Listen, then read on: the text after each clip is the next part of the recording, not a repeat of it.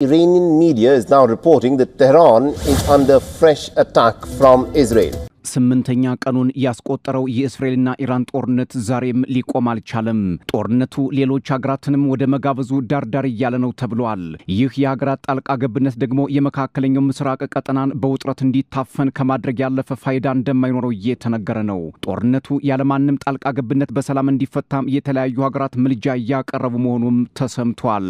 ዛሬ ከወደ ክሬምሊን የተሰማው መግለጫ እንደሚያመላክተው የሩሲያ መንግስት ዋና ፈቀላጤ ዲሚትሪ ፔስኮቭ አሜሪካ በኢራን ላይ ስልታዊ የኒውክሌር ጥቃት ለመፈጸም የምታደርገው እንቅስቃሴ ትርጉም የለሽና ጦርነቱን የሚያባብስ ነው ሲሉ ወቅሰዋል።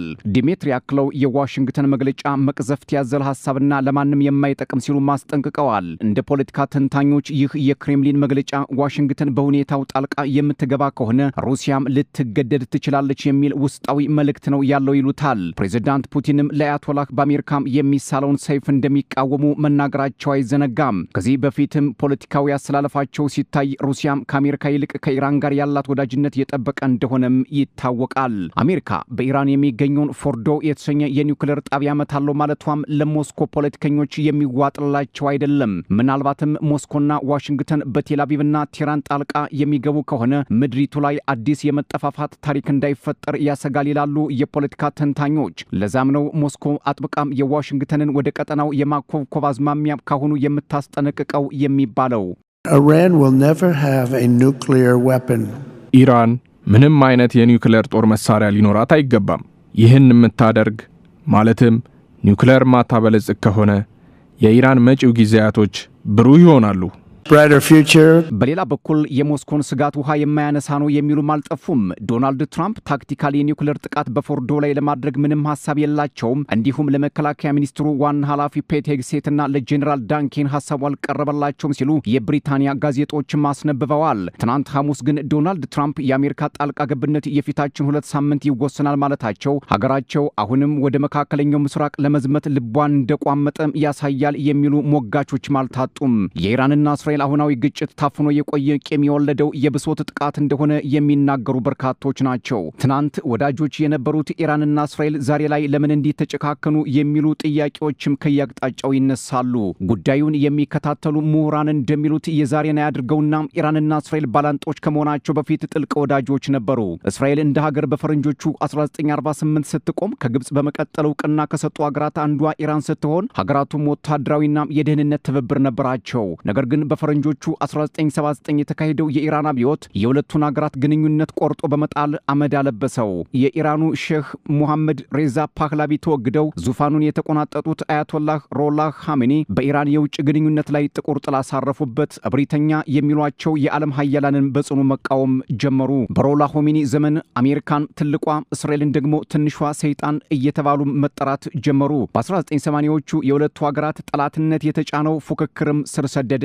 የኢራን የኒውክሌር ግንባታ መርሃ ግብር በሁለቱ ሀገራት መካከል ያለውን አለመተማመንና መጠራጠር ከፍ በማድረግ ሆድና ጀርባ እንዲሆኑ አደረጋቸው ይላሉ ምሁራኑ። ኢራንን ከሀያላኑ ጋር ገመድ ጉተታ እንድትገባ ማደረጋት። ኢራን የኒውክሌር መርሃ ግብሯ ለሰላማዊ ግልጋሎት የሚውል እንደሆነ በተደጋጋሚ ብትገልጽም በእስራኤልና አጋሮቿ በኩል ግን ተቀባይነት አግኝቶ አያውቅም። የኢራን የኒውክሌር ሳይንቲስቶችን ጨምሮ ከመርሃ ግብሩ ጋር ግንኙነት ያላቸው ሁሉ የእስራኤል ጥቃት ዋነኛ ኢላማ ሆነው ቆይተው የነበረ ሲሆን በቅርቡም ከ10 በላይ የኒውክሌር ጠበብቶችን እስራኤል መግደሏ ሁኔታውን የከፋ አድርጎታል። በተጨማሪም ኢራን በእስራኤልና በአሜሪካ ጦር ላይ ጥቃት የሚፈጽሙ ታጣቂ ቡድኖችን በሶሪያ፣ ኢራቅና ሊባኖስ ብሎም በየመን ትደግፋለች በሚል ውንጀላ ሀገራቱ ወደማይታረቅ ጥላቻ እንዲገቡ እንዳደረጋቸው ምሁራን ይናገራሉ።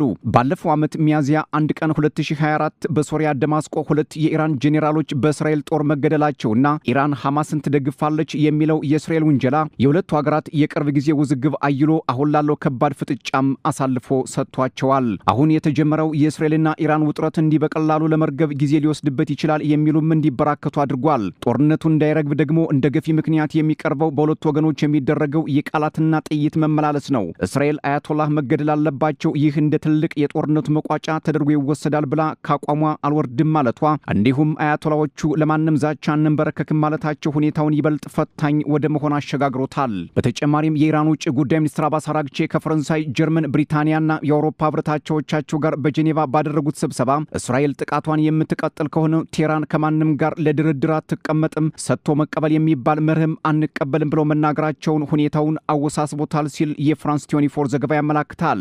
ይህን የአባስ አራግቺን ንግግር በቴህራን ዓለም አቀፍ ዩኒቨርሲቲ ፕሮፌሰር የሆኑት ፉአድ ኢዛዲ ለአልጀዚራ እንደተናገሩት አራግቺ አሁን ላይ ድርድር አይፈልጉም፣ ያን አደረጉ ማለት ደግሞ ሰጥቶ መቀበልን ያመጣል። የእስራኤል ጥቃት እስካልቆመ ድረስ አራግቺ ወደዚህ ጉዳይ የሚገባ አይመስለኝም ሲሉ እይታቸውን አስቀምጠዋል። ከዚህ ጋር ተያይዞም የአባስ አራግቺን የጄኔቫ ንግግር ተከትሎ ስማቸው ያልተገለጸ በጀርመን የሚገኙ የኢራን ዲፕሎማት ኢራን ከአውሮፓ ጋር ሚዛናዊና ተጨባጭ ፖሊሲ ትፈልጋለች፣ ከምስራቁና ከምዕራቡ ጎራ ጋርም ምክንያታዊ ግንኙነት መፍጠር ፍላጎት እንዳላት ተናግረዋል። ይህ የዲፕሎማቱ ንግግር ኢራን ውጥረቱን የማርገብ ፍላጎት እንዳላት የሚያሳይ ቢሆንም ከኢራን ባለስልጣናት ግን እስካሁን በዲፕሎማቱ ሐሳብ ላይ የተሰጠ አስተያየት የለም። በእስራኤልና ኢራን ጦርነት ሀገራት በተለያየ ጎራ መከፈላቸውም እየታየ ነው። ሩሲያ፣ ቻይናና ሰሜን ኮሪያ የእስራኤልን ድርጊት ማውገዛቸውን ሲቀጥሉ ሰሜን ኮሪያ እስራኤል የመካከለኛው ምስራቅ ቀጠና ካንሰር ናት ስትል መናገሯ ሂንዱስታን ታይምስ ማስነብቧል። ይህ የሰሜን ኮሪያ የዘለፋ ቃል ለእስራኤላውያን ምን ሊሆን እንደሚችል መገመትም ቀላል ነው። ብሎም ጦርነቱ ምን ያህል ጎራ እየለየ መምጣቱን አመላካች ነው ይላሉ ተንታኞች። አሜሪካና እስራኤል በአንድ ጎራ፣ ሰሜን ኮሪያ፣ ሩሲያና ቻይና ብሎም ኢራን በሌላ ጎራ ተሰልፈው የዛቻ ቃላት መለዋወጣቸው ወደ ግዙፍ ጦርነት እንዳይሄድም አስፈሪ ድባብን ፈጥሯል። በሩሲያ የሚመራው አራቱ ኃይላት ወታደራዊ ቃል ኪዳን መግባታቸው የሚታወስ ሲሆን አሜሪካ ደግሞ ለእስራኤል የማይታጠፍ የብረት መሐላ ወይንም አይረን ክላድ ኮሚትመንት አለኝ ማለቷ የትኛውም አይነት ጥቃት ቢሰነዘር ተወርውራ ለመድረስ አቋም እንዳላት ያሳብቅባታል ይላሉ ፖለቲከኞች።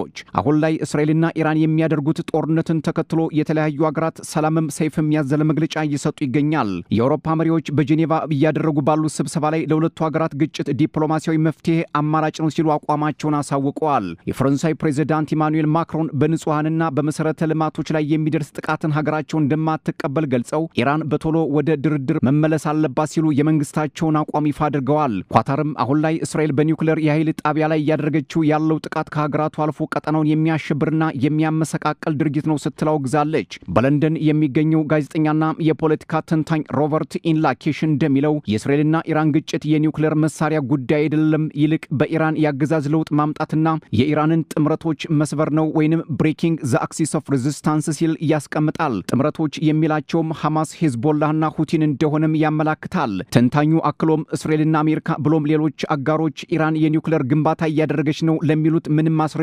የላቸውም ሲልም ይሞግታል። እስራኤልና አሜሪካ በበኩላቸው ኢራን ጅምላ ጨራሽ መሳሪያ እያበለጸገች ነው በሚል ወቀሳ ማቅረባቸውንም ቀጥለውበታል። በመጨረሻም በሺዎች የሚቆጠሩ በባግዳድ አቅራቢያ ሳዳር ከተማ ነዋሪዎች የእስራኤልና ኢራን ጦርነትን በመቃወም ሰልፍ መውጣታቸው ተሰምቷል። ሰልፈኞቹ የእስራኤል ድርጊት ህገወጥ ነው፣ እስራኤል ለአሜሪካ የመካከለኛው ምስራቅ የበላይ እንድትሆን አስጠባቂ ናት፣ ኖቱ እስራኤል ኖቱ አሜሪካም፣ እስራኤል አሜሪካም ጦርነቱን ያቁሙ የሚሉ መልእክቶችን ማሰማታቸውን የአጃንስ ፍራንስ ፕሬስ ዘገባ ማሳየቱ የጀርመኑ ቻንስለር ፍሪድሪክ ሜርዝና የቱርኩ ፕሬዝዳንት ረሲፕ ጣይብ ኤርዶዋን በእስራኤልና ኢራን ጉዳይ በስልክ መምከራቸው ከበርሊን የሚወጡ መረጃዎች ማመላከታቸው በቴህራን አደባባይ እስራኤልን የሚቃወሙ ሰልፎችን መታየታቸው የሳውዲ አረቢያ የኒውክሌርና ራዲዮሎጂካል ኮሚሽን እስራኤል በኢራን ኒውክሌር ተቋም ላይ የፈጸመችው ጥቃት ዓለም አቀፍ ሕግን የጣሰ ነው ሲል ትችት ማቅረቡ፣ የእስራኤሉ መከላከያ ሚኒስትር እስራኤል ካትዝ በኢራን ላይ የተጠናከረ ጥቃት እንዲፈጸም ወታደራዊ ትዕዛዝ መስጠታቸው፣ የእስራኤሉ ጠቅላይ ሚኒስትር ቤንያሚን ኔታንያሁ ትራምፕ ወደ ጦርነቱ በአስቸኳይ መግባት አለባቸው ብለው መናገራቸው